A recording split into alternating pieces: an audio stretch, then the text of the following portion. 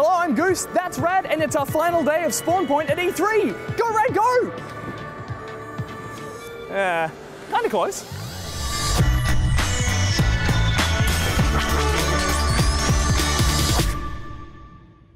Well, that is it for E3. It's the final day. People are streaming out. They're shutting down the halls, but not before we got one more round of the show floor, starting with Nintendo. Yes, we finally got to check out their giant Wonder booth, and as predicted, they did all things delightful, dressing the whole place up as New Donk City from Mario Odyssey. And I got to play Mario Rabbids Kingdom Battle, which was a really pleasant surprise.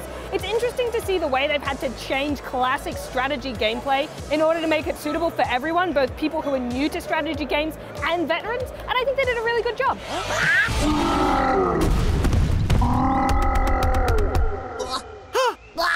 Yeah, I think we can safely say it was probably this E3's biggest surprise. And you finally got to play Mario Odyssey. What did you think? Oh, Rad, it was such a delight. I was so excited. We got in there, I saw it, we walked towards it, and finally I was playing the game I was looking forward to most.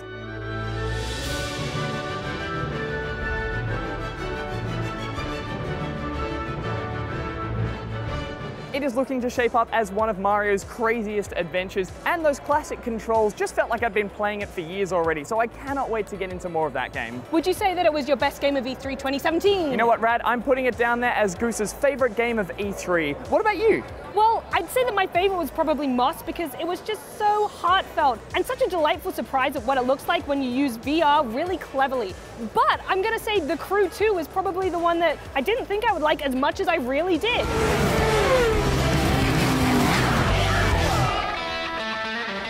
The driving just felt really arcadey and fun. It felt like it kept you in the action, and I really liked the way that the world folded over itself as you jumped between vehicles. It was really cool. Yeah, it looks like they've gone from a serious racing game to something that's just a lot of fun, which is what E3 is all about. And did you have fun at E3? You know what, Rad? I did. It was a lot of work. E3 is always very busy, and this year it was easily the busiest it's ever been. Letting in all those extra people meant that there were so many more people to play with, but it also meant the place was incredibly crowded. There were a lot of lines for a lot of things too.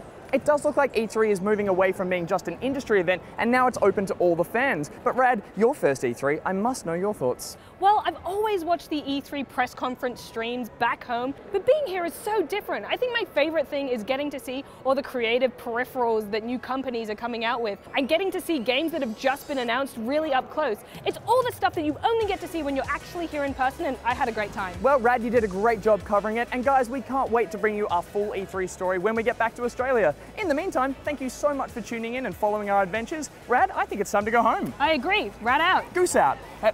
Oh, Rad, we're the only ones left. We should go. We should go. We gotta get out of here. That's a wrap.